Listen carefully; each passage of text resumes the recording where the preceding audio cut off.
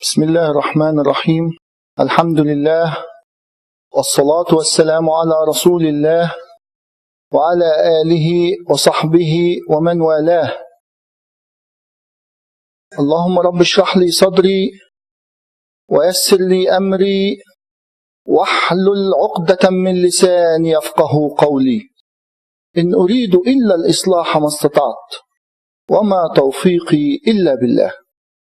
Respected brothers, sisters, and my dear listeners, Alhamdulillah, we are still enjoying the company of Sahaabah Rasulullah sallallahu alayhi wa sallam. And it seems like every week we have different flavor and different fragrance from different Sahaba. Our honorable guest for tonight, Sayyidina Amr Bin Al Aas. Amr Bin Al Aas, his father is Aaas ibn Wa'il. He's one of the great leaders among the Arabs. And he was very honored among the Arabs. His mother, An-Nabigha bint Abdullah, she was a slave girl.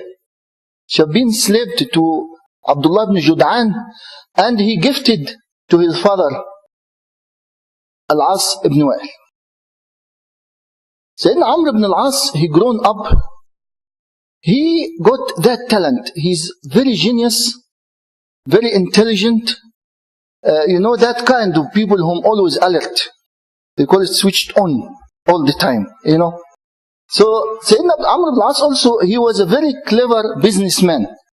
And he's good in having a good relation. He travels a lot, and wherever he goes, he make also some good relation and so on.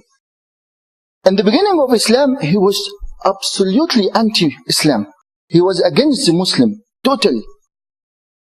And when the Muslim have been oppressed too much, and they immigrated to Abyssinia, so Quraysh, they decided to send a delegate to try to convince the king, Al-Nugashi, to get these people back. So they take the advantage of Amr Bin Al Aas, have good relation, and he know the king and know the bishops and all the ministers. So they send him to do this mission with Abdullah ibn Abi Rabi'ah, and they give him lots of gifts. Actually, he spoke about it when he was talking about Sayyidina Ja'far ibn Abi Talib. So Amr Bin Al Aas, he went, give the gifts to the bishops, all the ministers, and that they can convince the king to surround these people and take them back to Quraysh. So the king, as we mentioned, as Rasulullah has described him, he was fair and justice. He said, no, I can't give him these people without listening to their side of the story. So they sit in the hall, and Amr Bin Al Aas, and you see his cleverness, it can show how he present.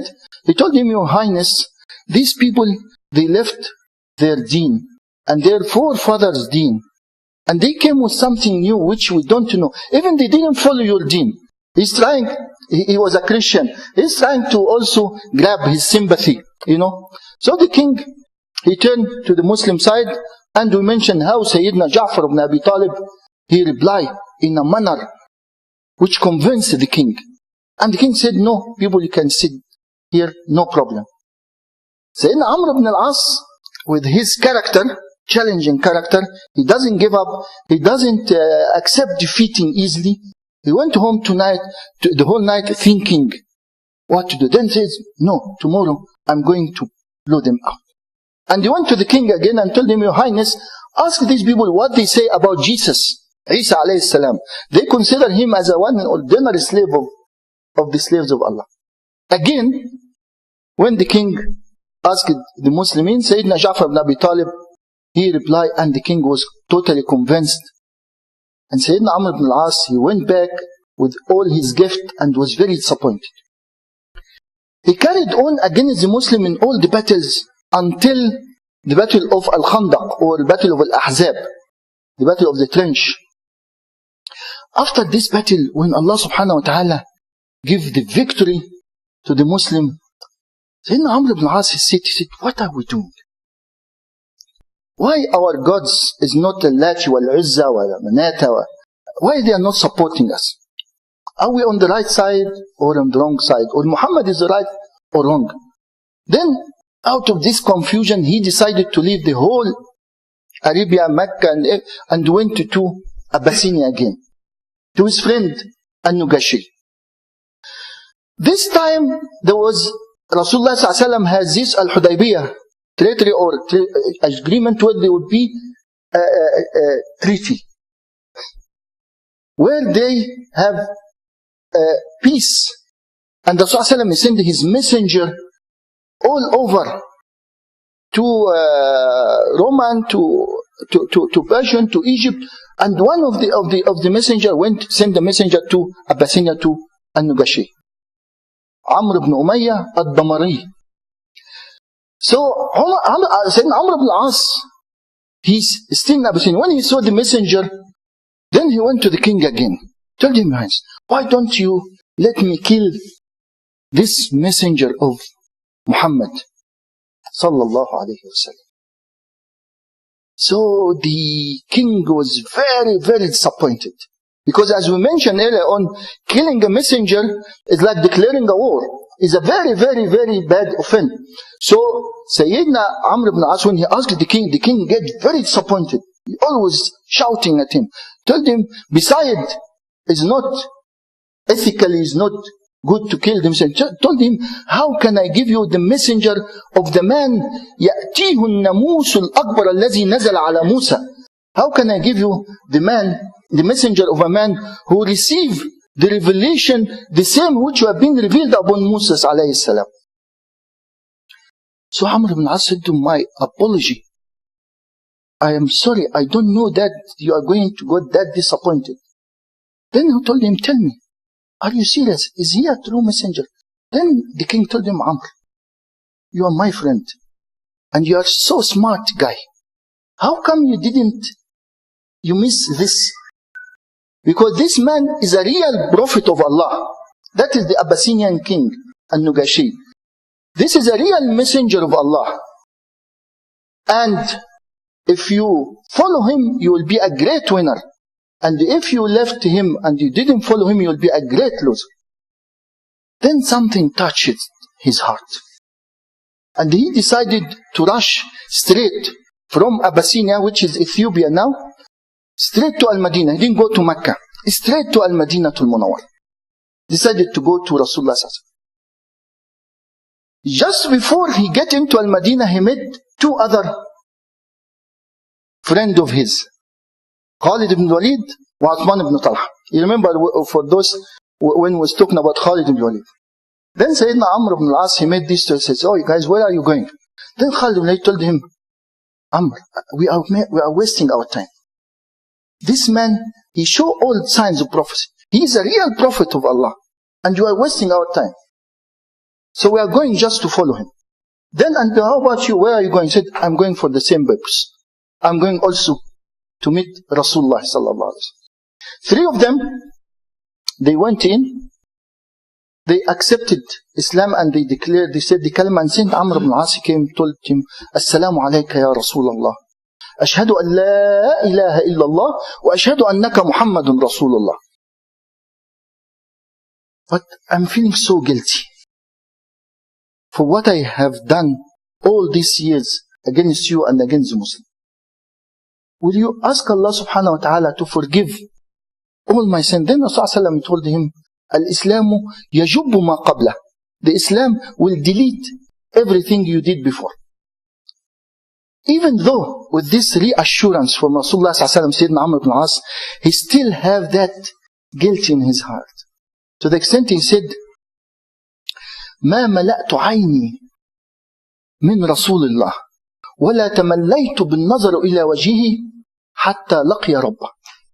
He said, I didn't have the courage to look to Rasulullah sallallahu alaihi wasallam, or my face get to his face. Just whenever he talked to Rasulullah sallallahu alaihi wasallam, he always put his head down because he's still feeling guilty for all what he did against Rasulullah sallallahu alaihi wasallam and the Muslimin.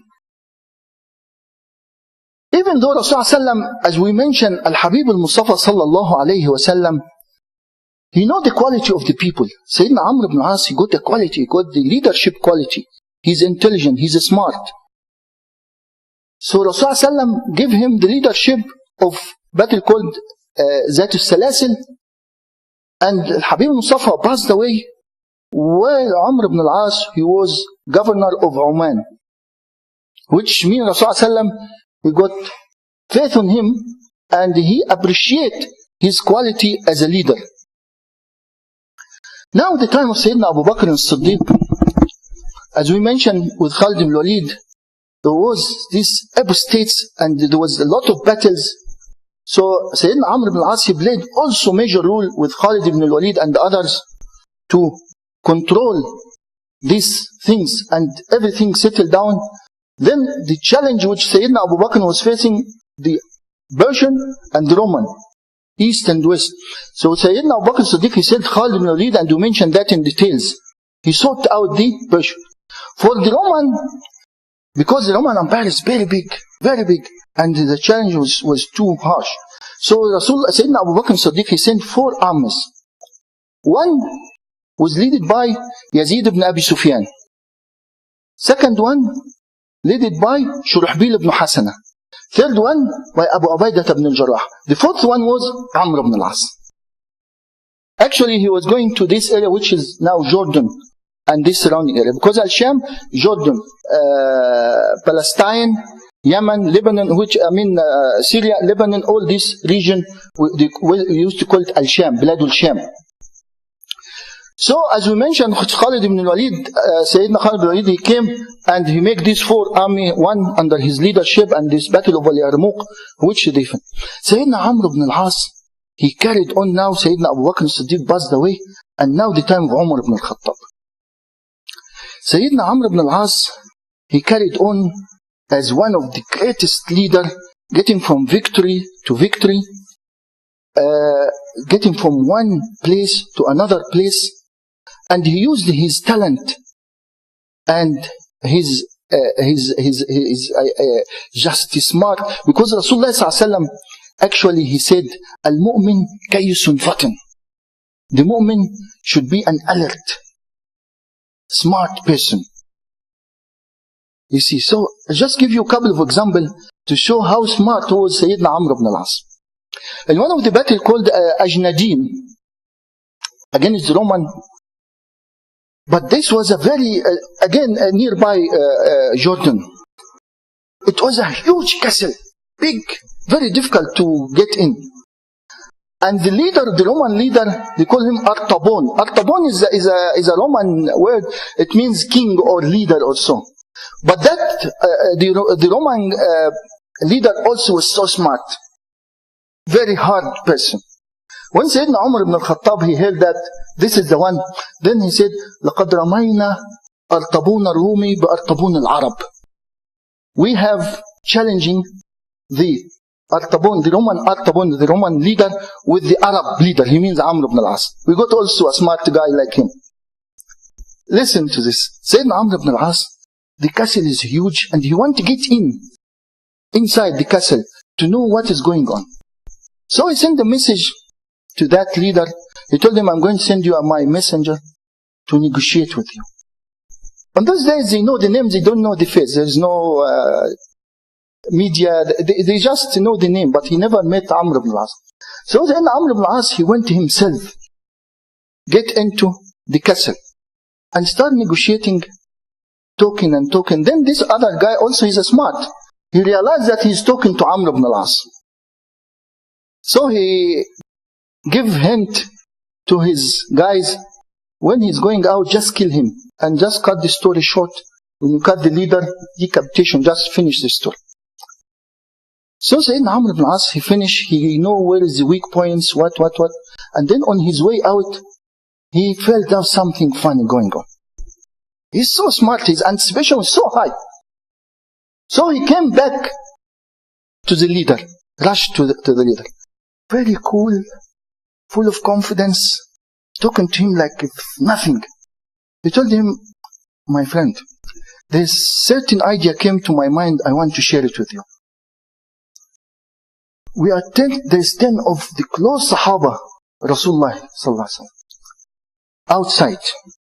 And Umar ibn Khattab, he doesn't take any decision without consulting these 10. How about if I go and call them to come and sit with you and they listen to what we have discussed here? Then the man says, this silly man, that is good catch. Why not? Instead of killing one, I can kill 10 of them. Then he gave hint to his guys, just let him go. And said Amr bin Al Aas, he went out. And he came in the morning as he promised him, but this time with the whole army. He knows now how to get in. And he went to his bedroom, that actor went to his bedroom. Then the man wake up, he found Amr asked, who are you? He said, I am Amr bin Al Aas, the one who was trying to kill me yesterday. That is just, plenty of this kind of stories about Amr bin Al Aas. After one of the victories, he was sitting with the people. So one man, he finds sometimes a bit of jealousy, people like that. So one person, he won't disappoint Amr bin Al Aas. So he get one of the people sitting, told him, listen, I'm going to give you quite good amount of money if you manage to let Amr bin Al Aas lose his temper and disappoint him. Told him, how can I do that? Ask him who is his mother. His mother, as you said, it was a slave girl. So the man, while the people sitting, celebrating, and the question came unnecessary. Ya Amir, man ummuka ya Amir? Who's your mother? Our leader. Sayyidina Amr bin Al Aas is straight. He didn't hesitate, he didn't shake, he didn't disappoint. He told him, my mother, An-Nabigha bint Abdullah. She was a slave girl to Abdullah ibn Jad'an, and he gifted to my father. Is this what your friend wants to hear? Go and take your money from him. The man was shocked, said, how come? How did you know? Tell them, don't leave him without taking your money. So Sayyidina Amr ibn Al Aas, he carried on the whole of what you call Al-Sham, and now they reach to about to get into Palestine, and they managed to get to Jerusalem. May Allah let it back to the Muslimin. And in fact, my brothers, there's a very important point here I want to highlight, that even we don't call it conquest, or we call it liberation, because the people was under too much oppression under the Roman, and they were very happy to see the Muslim coming. So when they get into Jerusalem, Al-Quds, then the leader there, they said, we want Al-Khalifa himself, Sayyidina Umar al-Khattab, come to receive the key of Jerusalem.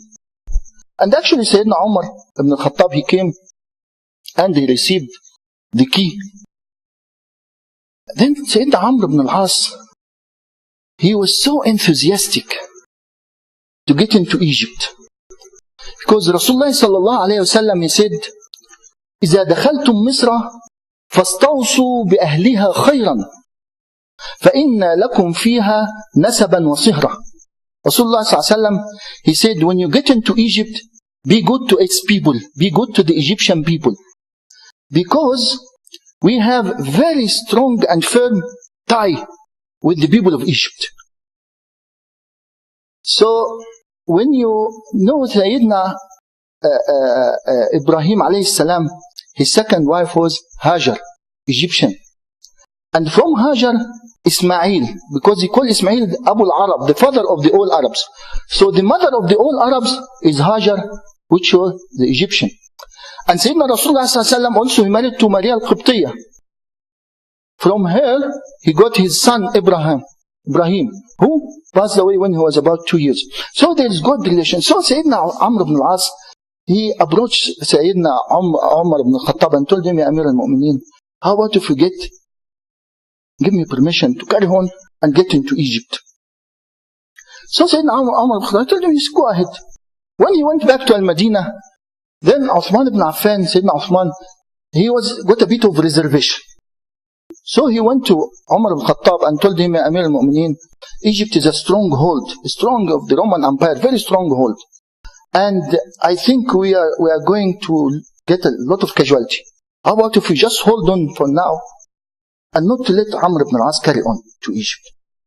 So Sayyidina Umar ibn al-Khattab, he sent a message to Amr ibn Al Aas. He told him, if you receive my message while you are still out of Egypt, don't carry on. Stay where you are.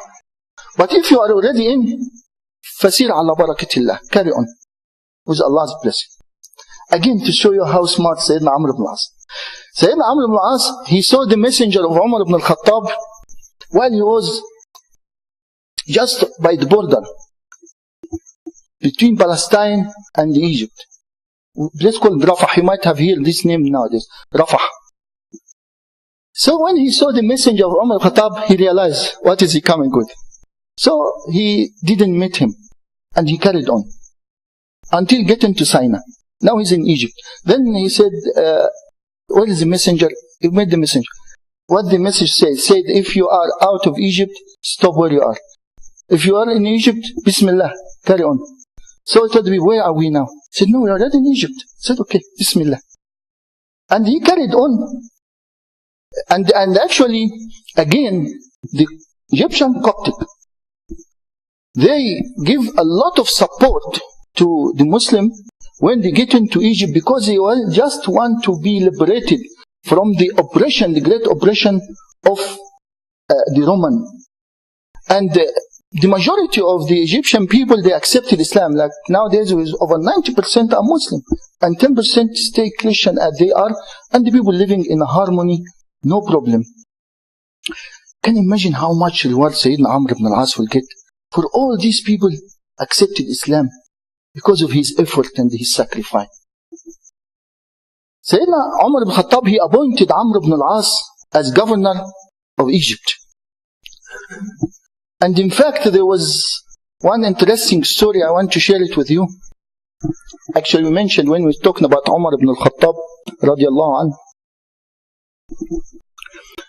The Egyptian people, they got to inherit this culture from the Pharaoh's time. In the harvest season, they get the most beautiful girl and they throw it into the river, just to say thank you to the river that you give us good water for that year. So Sayyidina Amr was, what these people doing? And to convince people having this culture long time, there was no. So he sent to Umar ibn Khattab. He told him, what should I do? The people every year they throw one beautiful girl into the Nile to say thank you.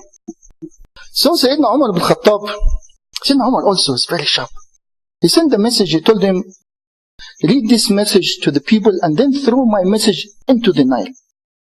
What the message said? Said, من عمر ibn al-Khattab أمير المؤمنين إلى نهر النيل. From Umar ibn al-Khattab أمير المؤمنين to the Nile River. إن كنت تجري بأمرك فلا حاجة لنا بك.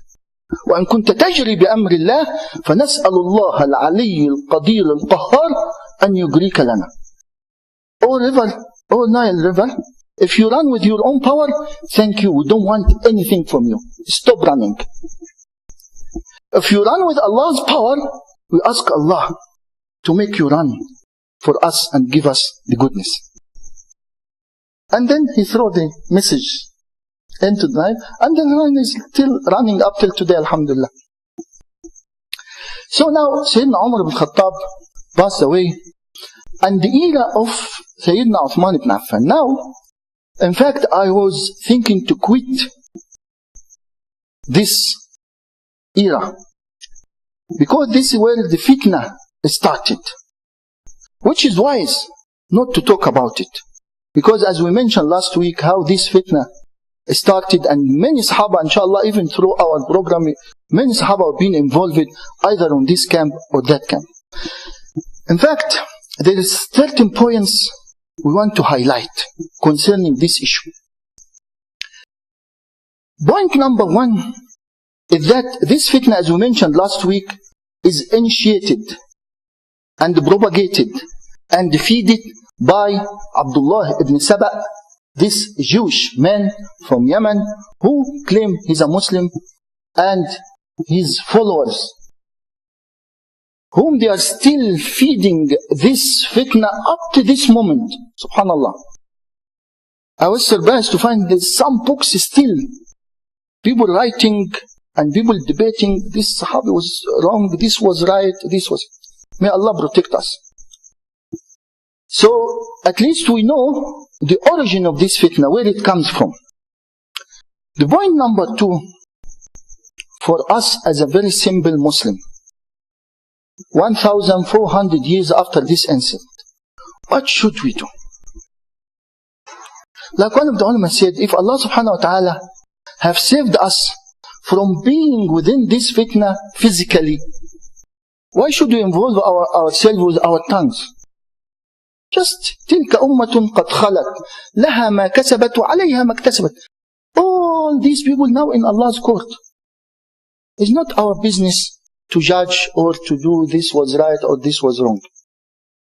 But what we have to do, that we should love and respect all Sahaabah Rasulullah sallallahu equally, as Rasulullah sallallahu have commanded us. لا تسبوا أصحابي. Don't curse, don't criticize my Sahaba. Straightforward. Plus also, Rasulullah sallallahu he said, من اجتهد وأصاب فله أجران ومن اجتهد فأخطأ فله أجر. The meaning is that the one who tried to do something with good intention, of course, and he was right, Allah give him 2 rewards. One reward for him just trying, and for being on the right or doing right things. وَمَنْ اجْتَهَدَ وَأَخْطَأَ, the one who tried, but he discovered that he was not right, Allah will give him 1 reward just trying to do something for Ummah. And obviously we don't have any doubt that all Sahabat Rasulullah sallallahu they have the good intention, and whatever they did, it was with good intention for the betterment of this Ummah. The point number 3, and I wish and pray that each and everyone in this Ummah listen to this. We try by all means to look for the elements which unite us, get us together, and try to eliminate and abandon all these elements which divide us. And Rasulullah sallallahu he gave us a good example, the very good example. When Allah subhanahu wa ta'ala, He taught us through His beloved Prophet how to deal with the people whom you got different in opinion. When the people of Najran, they are Christian, they came to Rasulullah sallallahu alayhi wa sallam, and they keep arguing and arguing for days. Then Allah subhanahu wa ta'ala, Rasulullah doesn't know what to do with these people. So Allah subhanahu wa ta'ala revealed the Quran upon His beloved Prophet. بعد أعوذ بالله من الشيطان الرجيم بسم الله الرحمن الرحيم قل يا أهل الكتاب تعالوا إلى كلمة سواء بيننا وبينكم ألا نعبد إلا الله ولا نشرك به شيئا. O Muhammad, tell the people of the book. Tell them what? Let us start from a common platform. Start from things which we are in common among ourselves, among us and the people of the book. You believe in Allah and we believe in Allah. Let us start from there. What we say, why we don't use the same concept and we say, oh my beloved Muslim fellow, let us start from a common platform among ourselves. And actually we did a humble study, I told you before. We found that all the mazahib, all the school of thought, all the Muslim, there is over 95% in common. And 5% difference. Take any section of Muslim from any school of thought, from any mazhab. You find 95% in common. We pray, we believe in the same Allah. We follow the same Prophet sallallahu alaihi wasallam. We read the same Kitab al-Quran al-Kareem. We make the Salah facing the same Kaaba. We fast on the same time. We Hajj with 95%. Why whenever I meet my brother, we leave this 95 and you start arguing for this 5%?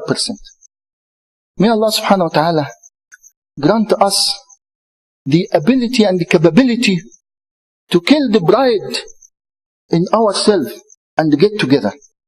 Because either we like it or not, nobody is going to ask you when you dig the grave, dig and put you on the grave, nobody will be answered for Allah subhanahu wa ta'ala beside you. And if Allah forbidden any harm will happen, it will happen to all of us with all different schools of thought, because people look at us as one unit. He said the Muslim did this. You see, so we have to try, by all means, even on our small little community, maybe be a good example, and you never know. It can be one day an example where everybody else imitates. May Allah give us all the guidance.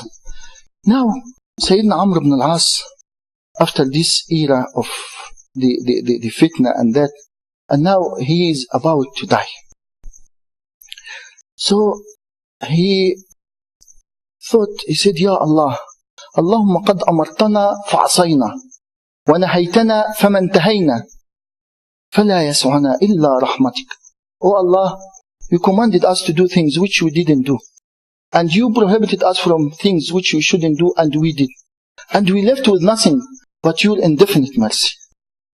Oh Allah, give us rahmah. And he just said, Ashhadu an la ilaha illallah wa anna Muhammad Rasulullah. While he's reciting the kalima, he passed away. Subhanallah. And Rasulullah sallam, he said, Man kana akhiru kalamahu fi dunya, la ilaha illallah Muhammad Rasulullah, dakhala al-jannah. May Allah grant us all. If the last thing you say in this dunya, La ilaha illallah Muhammad Rasulullah, Allah grant you Jannat. May Allah subhanahu wa ta'ala grant us the kalima. So Sayyidina Amr Bin Al Aas, he passed away. It was year 43 of Hijrat Nabi sallallahu alayhi wa sallam, and he was buried in Egypt, and his grave is still there up till now. And there's a big mosque actually in Cairo called Masjid Amr Bin Al Aas. So my respected brothers, this was the life of Sayyidina Amr Bin Al Aas radiallahu anhu wa ardah. We'll meet you again next week inshallah in the company of some other Sahaba. وأقول قولي هذا وأستغفر الله لي ولكم والسلام عليكم ورحمة الله وبركاته.